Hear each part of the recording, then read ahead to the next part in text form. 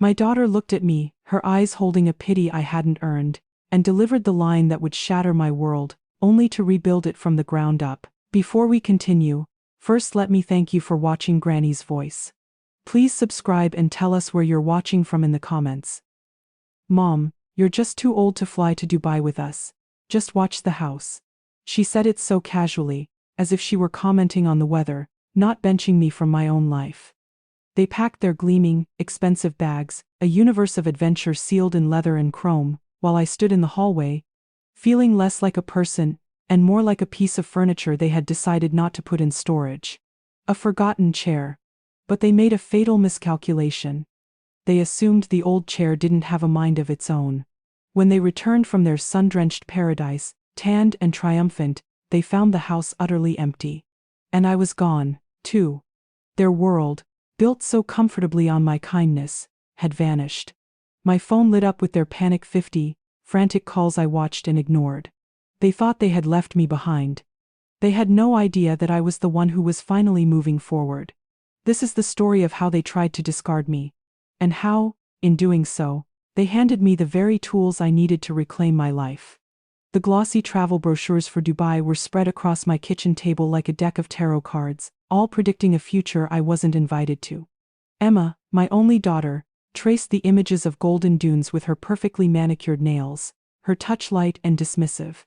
Her husband, Mike, leaned over her shoulder, his head bobbing in agreement like a puppy promised a treat. And on my floral sofa, the one my late husband Robert and I had picked out together, sat Mike's parents, Linda and Tom Carter. They lounged like royalty holding court in a conquered land, their conversation a smug tapestry of flight times and five-star hotel pools. This trip, it was clear, had always been theirs. Oh, the desert resort looks divine. Emma sighed, her voice shimmering with a joy that felt like a personal insult. 5 rooms, all with a pool view. Camel rides are included. My hand, wrinkled with 63 years of life, reached for one of the brochures. The paper felt cool and slick, a promise of warmth and wonder. That sounds absolutely wonderful, I said, my voice quiet but hopeful. When do we leave? Emma's hand shot out and covered mine, gently but firmly pushing the brochure away as if I were a child reaching for a hot stove. Her smile was tight, practiced. Mom, she began, her tone laced with that infuriating, patronizing sweetness. You're too old for such a big trip. The long flight, the heat. It would be too much for you. She looked at the Carters for support. It's better if you stay home and keep the house safe. We're going with Mike's parents. It's been their dream trip for ages, you know. From my sofa, Tom let out a hearty laugh.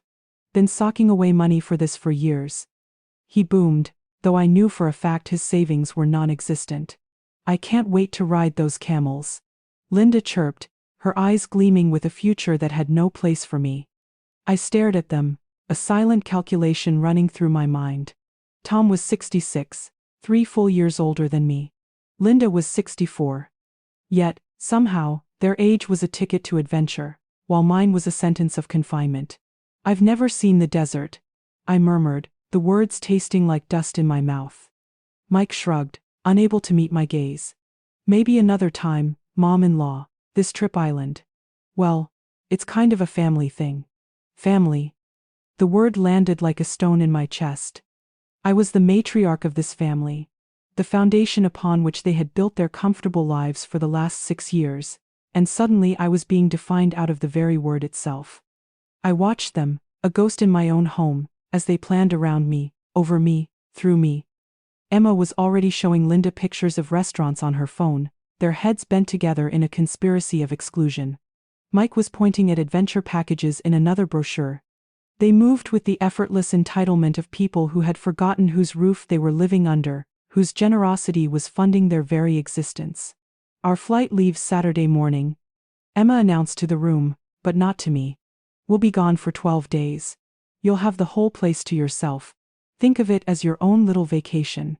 A vacation from what? From providing them with free lodging? From cooking meals they rarely thanked me for? From listening to Mike lament his financial woes while his video game console hummed away, drawing power from my utility bill? I pushed myself up from my chair, my knees creaking in protest, a small, physical reminder of the 63 years Emma was so concerned about. Well, I suppose I should get things ready for. Watching the house. You're the best, Mom. Emma finally looked up, flashing a smile that once melted my heart when she was a little girl, wanting one more bedtime story. Now, it felt hollow, a counterfeit coin. Don't worry about a thing, just relax and enjoy the quiet. Tom raised his coffee cup in a mock toast. To family vacations. They all laughed. Even Linda, a woman who had visited my home only a handful of times, felt comfortable enough to laugh at my exclusion in my own living room. I turned and walked towards the hallway, their excited chatter about sunset dinners and helicopter tours chasing me down the hall. Adventures I had, in the space of a single conversation, become too old for. The floorboards whispered under my feet, the same sound they made when Robert and I danced in this very spot on our 25th wedding anniversary. Robert would never have stood for this. He would have looked them all in the eye and said, "Family means all of us, or none of us." But Robert was 4 years gone, and I was learning a painful lesson. The daughter we had raised together saw me not as her mother, but as an obstacle. From the living room, Emma's voice carried, sharp and clear. "Don't worry, Mom will be fine. She always said Dad needed watching as he got older." I froze at my bedroom door, my hand on the cool brass knob. Robert had never said anything of the sort. He was vibrant and full of life until the very end. But now, my late husband's fabricated worries were being used as justification to sideline me from my own family's joy. The lie was the cruelest cut of all. It wasn't just that they were leaving me behind, they were rewriting my past to make it more convenient for them. And as the evening sun cast long, lonely shadows across my bedroom floor, I realized I wasn't just being left out of a vacation. I was being erased. 3 hours later, I was still sitting on the edge of my bed, the echo of their laughter a poison in my ears. From Robert's old dresser mirror, the face of a woman I barely recognized stared back, a woman who had become invisible in her own home. The house was quiet, settled into its familiar nighttime rhythm, but the low murmur of their voices still drifted up from the living room. At first, I tried to block it out. I picked up a paperback, one of the silly romance novels Robert used to tease me about, hoping to lose myself in someone else's story. But then, Mike's voice sliced through the quiet, sharper and clearer than it should have been. "Honestly, I can't believe she bought that too old story." My book slipped from my fingers, landing silently on the rug. My blood ran cold. Every muscle in my body went rigid. I wasn't meant to hear this. But there was a heating vent near the floor by my bed, an old metal artery connecting my room to theirs, and it was carrying their treachery directly to me.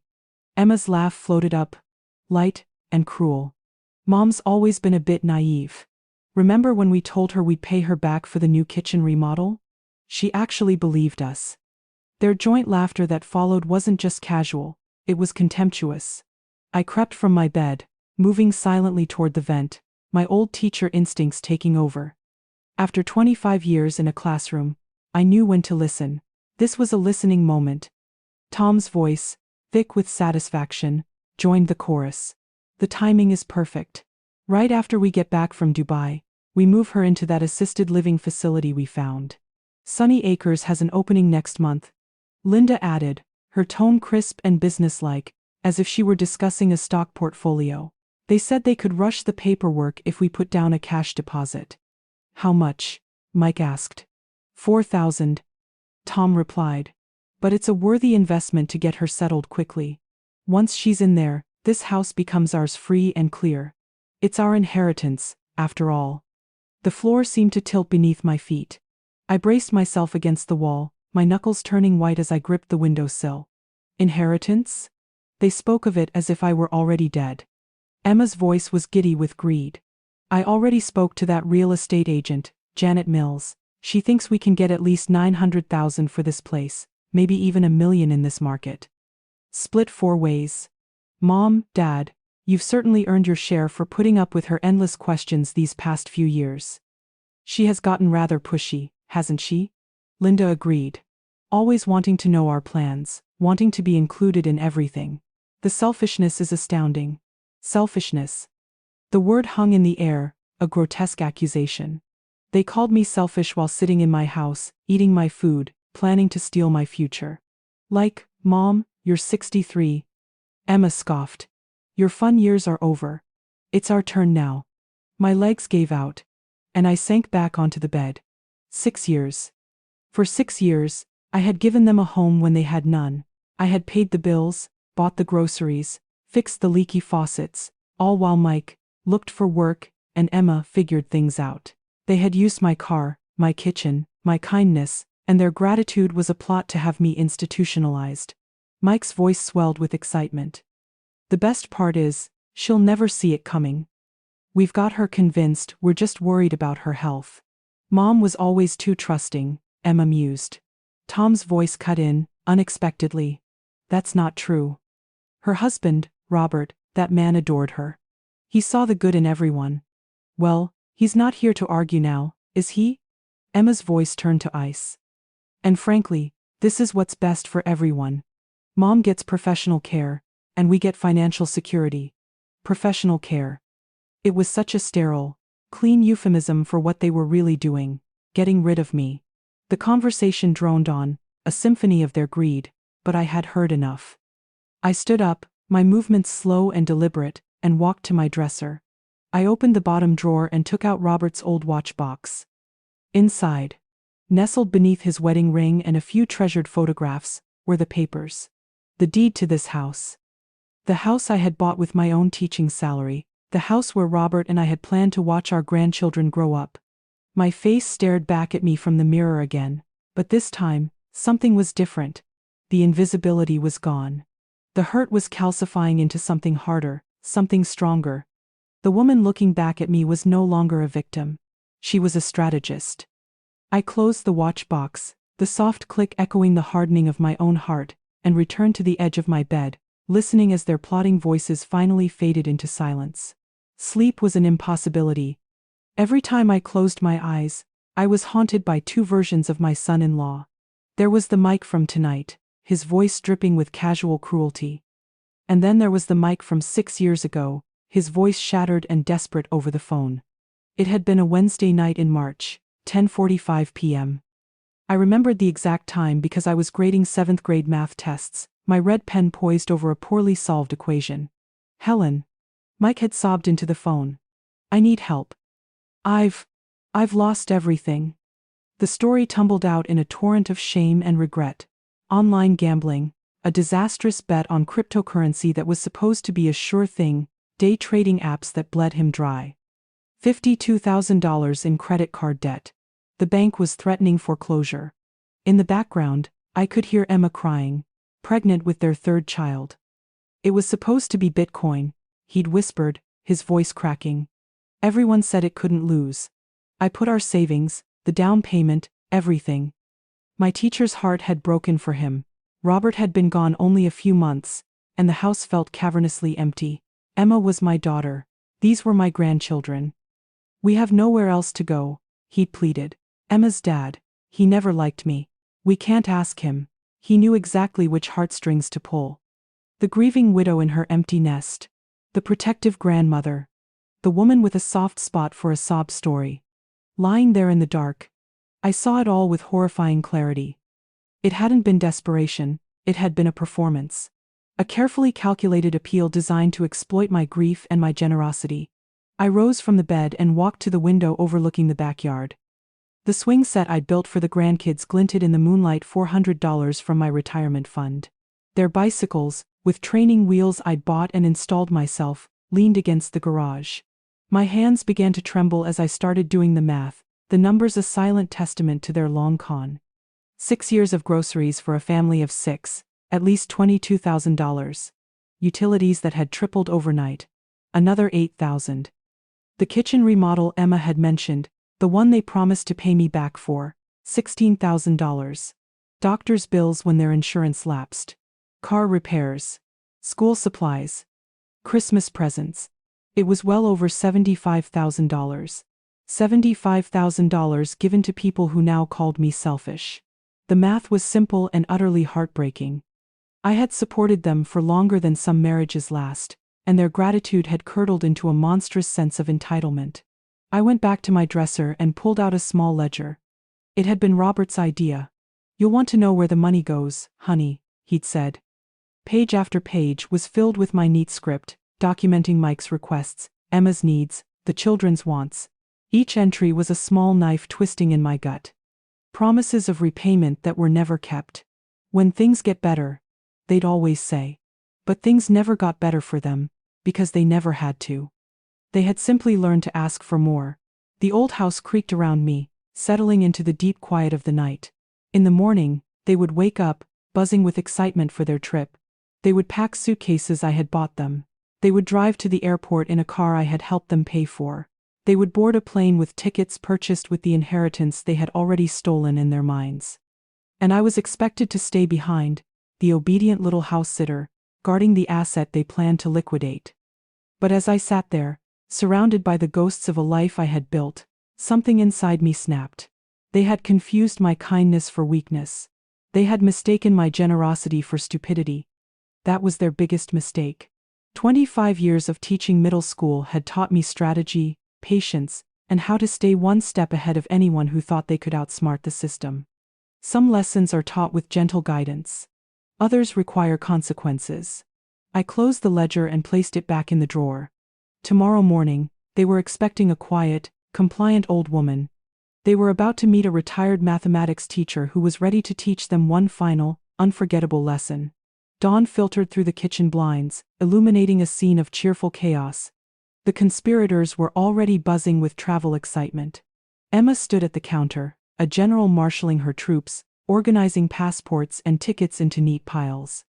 Mike was hunched over his phone, while Tom and Linda debated the merits of different SPF lotions. "Morning, Mom," Emma called out, her voice bright and breezy, her eyes fixed on her paperwork. "Coffee's fresh." I poured myself a cup, my hand steady, and studied their faces. Yesterday, I would have seen a family giddy with anticipation. Today, I saw a pack of thieves celebrating a successful heist before it was even complete. "Flight leaves at 11:30. Mike announced. "We should leave by 9 to miss the worst of the traffic." Their efficiency was remarkable. The same people who couldn't manage to draft a resume or balance a checkbook had orchestrated an international vacation with military precision. "Is there anything special you need me to do while you're gone?" I asked, my voice even, as I took my usual seat at the table. Emma finally looked up, her expression a mask of condescending concern. "Just the usual. Mom, water the plants, get the mail. Maybe have Mrs. Johnson from next door check in on you every now and then." Mrs. Johnson, my 72-year-old friend and neighbor. Emma was suggesting I needed a babysitter. "I'm perfectly capable of managing on my own," I replied, my tone mild. Mike snorted. "Right, Mom. Just don't try fixing anything that breaks. Call a professional." The irony was staggering. The man who had gambled away his own house was lecturing me on responsible homeownership. I sipped my coffee and nodded. Of course. I wouldn't want to cause any trouble. My easy agreement seemed to soothe them. They returned to their final preparations. Tom folded a tourist map of Dubai. 12 days of paradise, he declared. "We've earned this." Yes, they certainly had. Earned it through 6 years of deceit and dependency. "The time will fly by," I assured them. "I might catch up on some reading, maybe organize a few things around the house." Emma's eyes lit up. "That's a great idea, Mom. You could start with the basement. It's gotten so cluttered." Cluttered with their belongings, of course. Boxes of their things they had shoved down there and promptly forgotten about. As Linda tucked boarding passes into her purse, she boasted, "The hotel confirmed our suite upgrade. Desert view and a private balcony. The cost of such a luxury must have been astronomical, money they never earned but now spent so freely." Just then, Mike's phone chimed. "Taxi's 10 minutes out." A sudden flurry of motion. Suitcases materialized. Last-minute items were snatched. "Mom, are you sure you'll be okay here alone?" Emma asked, the question a hollow formality. "Absolutely," I said, my smile serene. "I'll enjoy the quiet." She leaned in and kissed my cheek. The gesture felt cold, a performance for the benefit of her in-laws. Car doors slammed. Luggage was loaded. Within minutes, the house fell silent. A profound, echoing silence that I hadn't experienced in 6 long years. For the first time, the house felt like mine again. I walked to the kitchen window and watched their car turn the corner, carrying my ungrateful family toward a paradise built on lies. They had given me 12 days. 12 days to dismantle their future. I finished my coffee, my mind already working, methodically planning my first move. It was time to call a professional. Just as they were wheeling their last suitcase out the door, Mike's phone rang. His face fell. "You've got to be kidding me," he muttered. "The taxi just canceled. Major traffic backup on the highway. A perfect opportunity. One final performance as the helpful, dependable mother." "Don't worry," I said, grabbing my car keys from the hook. "I'll take you." The 50-minute drive to the airport was a masterclass in self-control. I listened to their giddy chatter about desert safaris and Michelin star restaurants, marveling at the sheer audacity of it all. They discussed spending my life savings with the casual ease of people ordering a pizza. At the passenger drop-off, I gave them my most benevolent smile. "Remember to take lots of pictures," I told them. "I'd love to see Dubai through your eyes." Emma gave me a brief, distracted hug.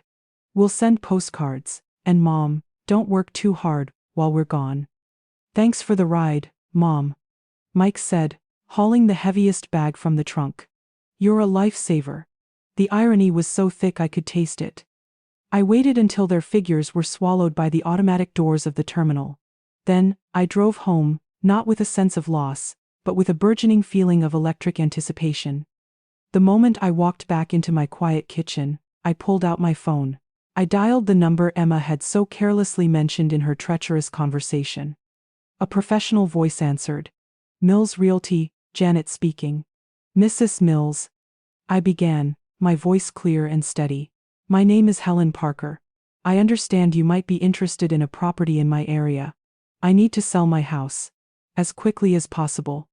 There was a brief pause on the other end. "How quickly are we talking, Mrs. Parker?" 12 days, I said. "Maximum. I'm willing to price it very aggressively for a fast, cash sale." "That's ambitious," Janet admitted. "May I ask what's driving the urgency?" I had prepared for this. Personal circumstances require immediate liquidation of my assets. "I understand that speed will come at a cost." I gave her the address. Maplewood area, single-family home, 5 bedrooms, 3 baths. "And Mrs. Mills?" "There's no mortgage. I have a clear title." Her tone shifted instantly, the scent of a clean, easy commission in the air. "No mortgage is a huge advantage for a quick sale. Mrs. Parker, I can be there in 2 hours.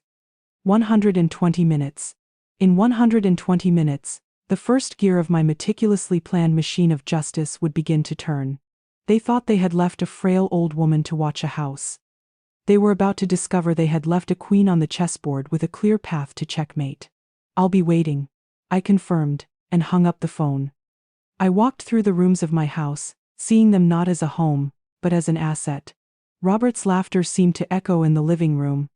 Emma's first steps were etched into the hardwood floors of the hallway.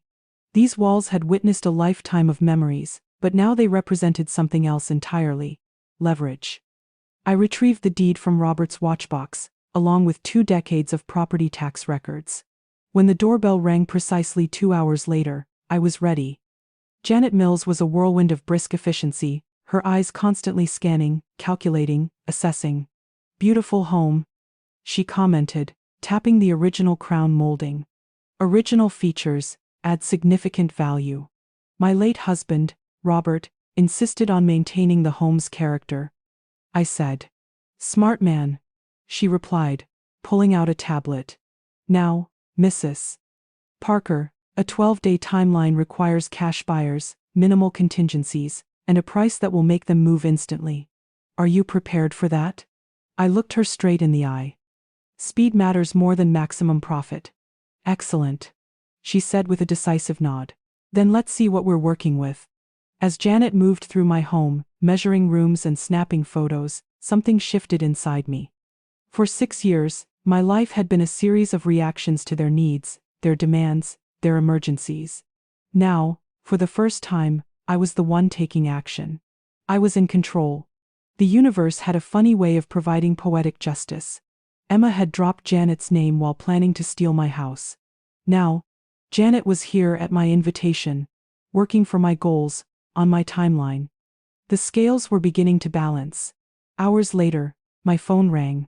The screen displayed an unfamiliar number with a foreign country code. Dubai. Mom. Emma's voice, tinny and distant, bubbled with excitement. We made it. The hotel is absolutely incredible. You should see this place: gold fixtures, a private pool, everything. I sat at my kitchen table, Janet's business card lying next to a folder of property documents. I'm so glad you arrived safely, I said, my voice a calm sea above the raging storm of my thoughts. Oh, we will, she chirped. The concierge booked us a 5-star restaurant for tonight. You'd probably find it too fancy, but we're excited. Of course. Too fancy for the simple old woman they left behind. I'm sure you'll have a wonderful time. Her tone shifted, becoming cloyingly maternal. How are you doing on your own? You're not trying to cook anything complicated, are you? Remember what I said about keeping things simple. I glanced at the real estate papers scattered across the table. I'm taking very good care of everything, I assured her. Actually, I'm keeping quite busy. Good. Don't overdo it. We were worried about leaving you, but Mike reminded me you need to learn some independence at your age. Independence. The irony was so delicious I almost laughed out loud. Speaking of which, she continued, her voice lowering conspiratorially, we've been talking, and we're actually preparing a little surprise for you for when we get back. Something that's going to be really good for your future. My grip tightened on the phone. The surprise. The nursing home. How thoughtful of you, I managed, my voice perfectly steady. That's funny, because I'm preparing a surprise for you, too. Emma laughed, a light, dismissive sound. Oh, Mom, what kind of surprise could you possibly be planning? Well, if I told you, it wouldn't be a surprise, would it? I allowed a small smile to touch my lips. Let's just say I've been taking care of some very important business while you're away. Business that's going to change everything for all of us. Business? Mom, you're retired. What? She caught herself, probably realizing how condescending she sounded. I mean, that's sweet. Just don't wear yourself out with your little project. Little project. If only she knew the scale of it. Don't you worry about me, I said calmly. I'm handling everything perfectly. In fact, I think you'll be absolutely amazed by what I've accomplished by the time you return. After we hung up, I sat in the profound silence of my kitchen. We were two players in a game of deception, each convinced of our own cleverness. Emma was planning to dispose of me. I was planning to dispose of the asset she believed was hers. Both of us were planning surprises. But only one of us held all the cards. I picked up Janet's business card and smiled. The real work was about to begin. Monday morning, Janet called with our first bite. Susan Reed, she explained, represents a property investment group. They deal in cash, but they drive a hard bargain. They'll want a significant discount for a quick close. Cash was exactly what I needed. Susan Reed arrived in a pristine white Mercedes, all sharp angles and expensive confidence. She walked through my home with the detached air of a surgeon examining a patient, her eyes missing nothing. She didn't see a home filled with memories. She saw square footage, rental potential, and return on investment. What's your motivation for the urgent sale? She asked directly, her gaze sharp. I gave her my rehearsed answer. Personal circumstances requiring immediate cash. I see, she said, making a note on her tablet. After a brisk 25-minute tour, she stood in my foyer. The property has excellent fundamentals. Let me run the numbers. You'll hear from me by tomorrow afternoon. Tuesday afternoon came, and with it, a crushing blow. I'm sorry, Mrs. Parker, Susan said over the phone. My partners feel the asking price is too high. Our offer would be about $70,000 less. $70,000. The number hit me like a physical blow. It was almost exactly what I had calculated I'd spent supporting Emma and her family over the past 6 years. Was I willing to lose that much money, just for revenge? Was proving a point worth such a staggering financial sacrifice? For the first time, Doubt crept in. Emma was still my daughter. These were my grandchildren. Was I overreacting? And then I heard it again in my mind. Their laughter. The casual, cruel way they discussed Sunny Acres and the real estate agent they'd already contacted. The selfishness they had projected onto me. They had already made their choice. They had decided I was not family, but a resource to be drained and discarded. My choice was now just as clear. I picked up the phone and dialed Janet. "I accept Susan Reed's offer," I said, my voice devoid of emotion. "Mrs. Parker, are you certain? That's a huge reduction. We could wait for a better offer." "I'm certain," I cut her off. "How quickly can we close?" "With a cash buyer waiving contingencies. 10 days. Possibly less. 10 days. Plenty of time." "Draw up the papers," I commanded. A cold, calm certainty settled over me. This wasn't about losing money. It was about paying a price for justice. The house they planned to inherit would be gone. The future they had counted on would evaporate. They wanted to treat me like a burden. Fine. They were about to discover just how expensive this burden could be. The very next morning, my decision was validated in the most unexpected way. Janet called. Her voice electric with news. "Mrs. Parker, you're not going to believe this. Reed's investment firm wants to expedite the closing. They have capital deployment deadlines they need to meet this quarter. They're offering an additional $15,000 on top of their offer if we can guarantee an 8-day close." I nearly dropped my coffee cup. More money for moving faster. The universe wasn't just on my side, it was actively helping me. They want to close by next Wednesday? That was 4 full days before Emma and her family were due to return. "What's required from me?" I asked, looking out at the backyard where my grandchildren's laughter still seemed to hang in the air. Soon, other children would play there. "Minimal," Janet assured me. "Signatures and title clearance. Their lawyers are already drafting the paperwork." "Absolutely," I said, a euphoric sense of destiny washing over me. "What do I need to sign?" The symmetry of it all was breathtaking. At that very moment, my family was likely lounging by a pool in Dubai, sipping expensive drinks, congratulating themselves on their clever little plan for my professional care. They had no idea their supposed burden had just outmaneuvered them at every turn. My phone rang again. "Dubai." It was Mike. "Hey, Mom-in-law, how are you holding up?" "Wonderfully well, Mike," I replied truthfully.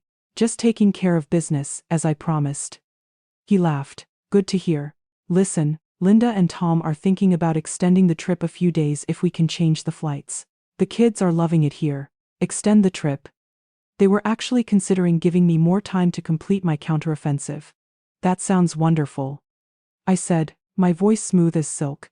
"Don't worry about rushing back on my account. I'm perfectly fine." After he hung up, I smiled. They were so blinded by their own arrogance, so certain of my compliance, that they couldn't see the trap closing around them. By the time they returned, their inheritance would be a line item in an investment portfolio, and their house-sitter would have evolved into something they never could have imagined. Tuesday couldn't come fast enough. The next morning, I began the most satisfying project of my life, methodically erasing my family from the house they believed was theirs. I started in Emma's room. 6 years of accumulated clutter. Expensive clothes bought with my money. Jewelry I had given her. I packed it all into boxes, labeling each one with neat, precise handwriting. I moved on to Mike's domain, a monument to his failures. Gaming consoles worth thousands, dusty cryptocurrency manuals, tools he'd borrowed from my late husband and never returned. It all went into boxes. I had rented a storage unit 25 minutes away, close enough for them to eventually retrieve their things, far enough to feel like exile. I hired professional movers, 2 strong young men who handled everything with a quiet respect I hadn't received from my own family in years. Watching them load box after box onto the truck felt like watching justice take physical form. The last box contained Emma's childhood mementos, school awards, art projects, photographs of a little girl I once knew. My hands trembled as I placed it in the cold, dark unit. That box was for the daughter I had raised, not the woman who had plotted my disposal. By evening, the house was transformed. It was clean, spacious, and empty, ready for its new owners. Only my things remained. My teaching awards on the wall, Robert's photo on the mantel. The small, one-bedroom apartment I'd rented nearby was modest, but it was mine. As I arranged my clothes in the closet, I felt a sense of control I hadn't experienced in years. No one would eat my food, use my utilities, or plan my future without my consent. My phone rang.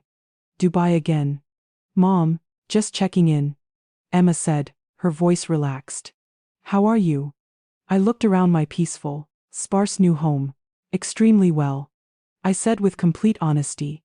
Everything is exactly where it should be now. After we hung up, I sat in my new kitchen and savored the moment. They had wanted me gone. Soon, they would learn what true absence really meant. Tuesday morning. The notary's office was quiet and smelled of old paper and fresh ink. Susan Reed sat across from me, her face impassive as she reviewed the final documents. The notary, a kind woman named Maria, slid the deed transfer across the polished table. This officially transfers ownership of 925 Oak Street from Helen Parker to Sunrise Investment Holdings, she announced. 925 Oak Street. The address where I had built my life. Now it was just a string of words on a legal document. I picked up the pen. My signature flowed across the line, the same careful script I'd used to grade papers for 25 years. There was no hesitation. Congratulations, Susan said, extending a hand. We shook.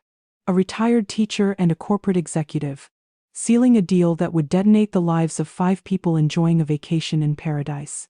I had 45 minutes to collect my last few things. I drove to the house one final time. Walking through the empty rooms, I felt no sadness, only a profound sense of closure.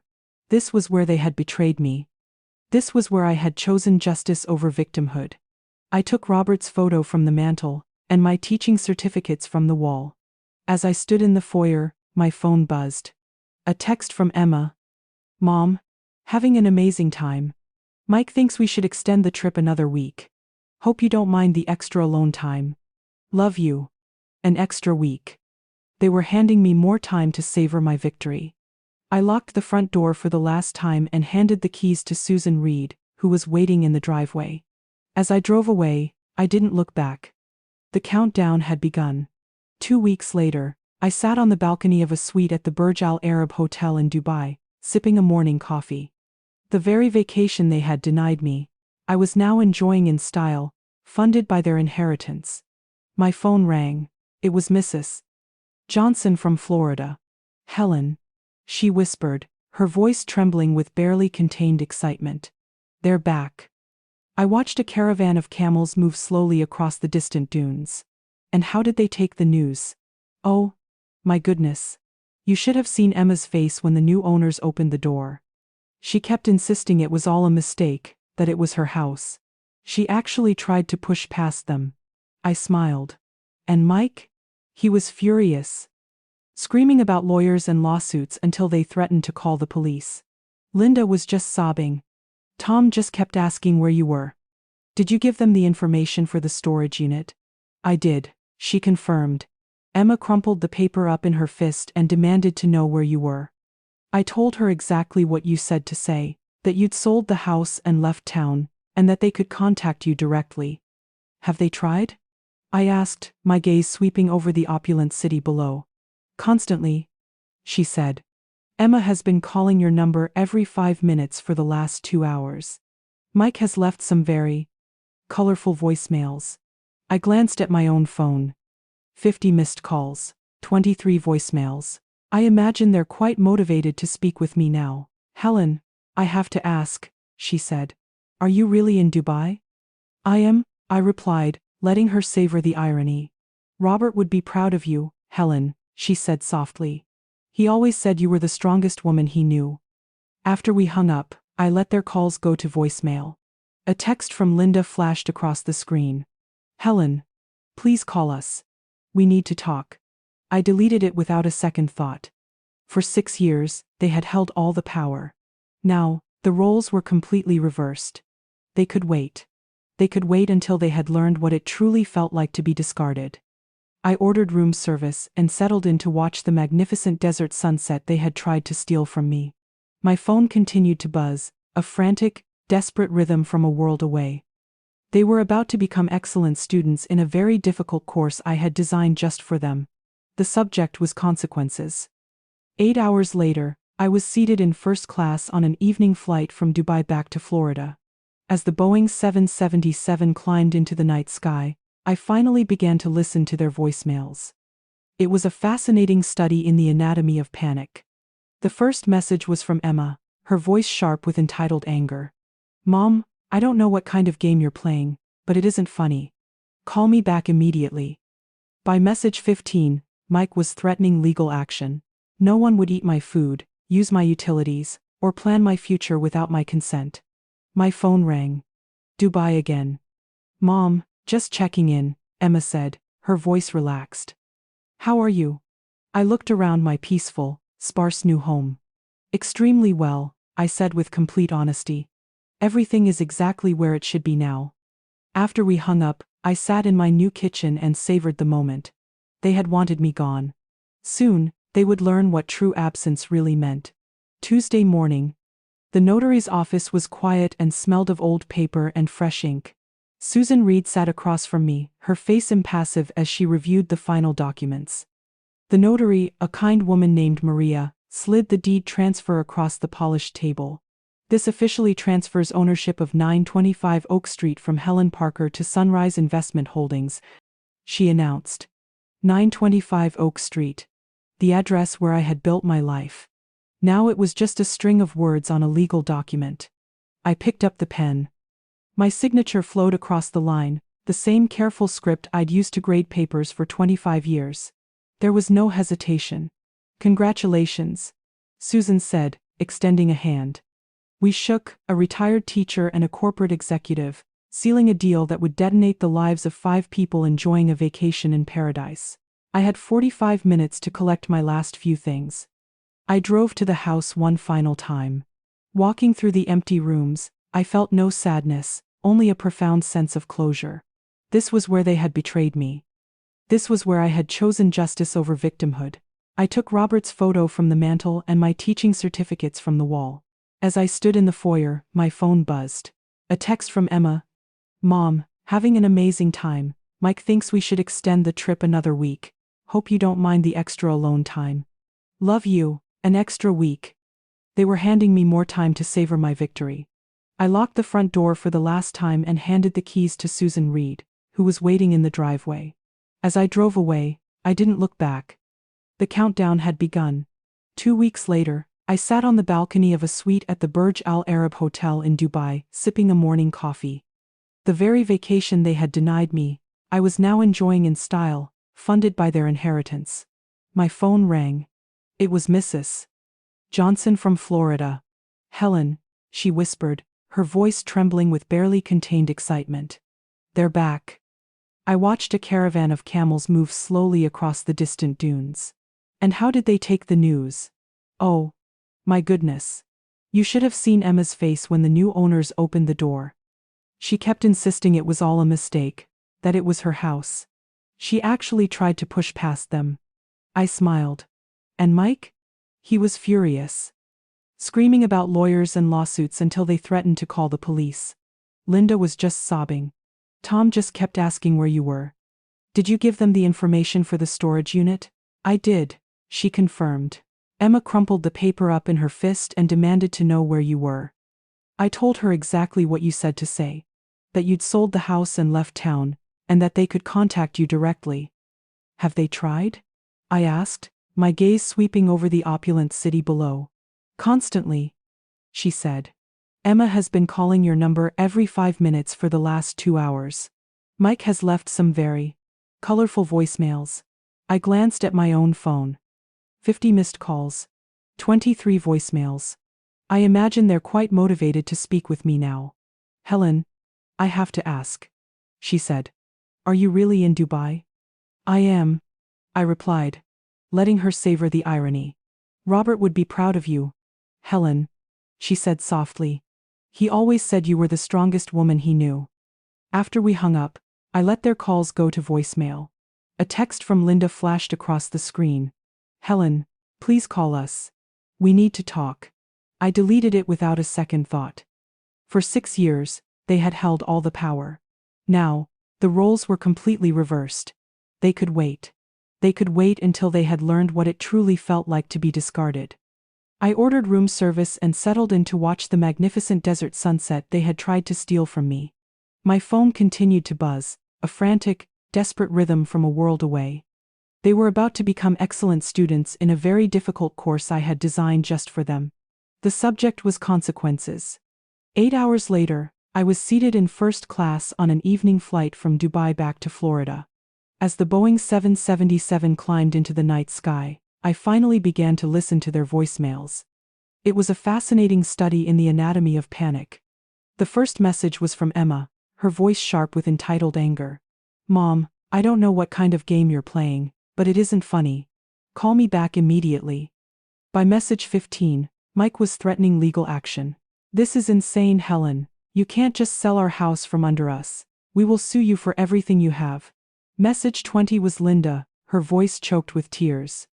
"Please, Helen, we don't understand. Where are you? We have nowhere to go." Nowhere to go. The exact phrase they had planned to use on me. The final voicemail, recorded just moments before my flight took off, was Emma again. Her voice was broken, stripped of all its arrogance, a hollow echo of the confident woman who had told me I was too old to travel. "Mom. Please. Please just answer the phone. We'll do anything. Just call us back. We have nowhere to go." The flight attendant appeared at my side with a glass of champagne. "Celebrating anything special tonight, madam?" she asked with a warm smile. I took the crystal flute, the cool glass, a pleasant weight in my hand. "Yes," I replied, looking out the window at the endless expanse of stars. Independence Day. 11 hours stretched before me, a vast ocean of time and space separating me from their desperation. 11 hours to savor the complete and total reversal of power. They had never bothered to learn who I was beneath the roles of mom and grandma. They saw a utility, a resource, a stepping stone. They never saw the woman who had taught advanced calculus for a living, a woman who understood strategy and leverage better than they could possibly imagine. My phone buzzed again. Call number 51. Emma.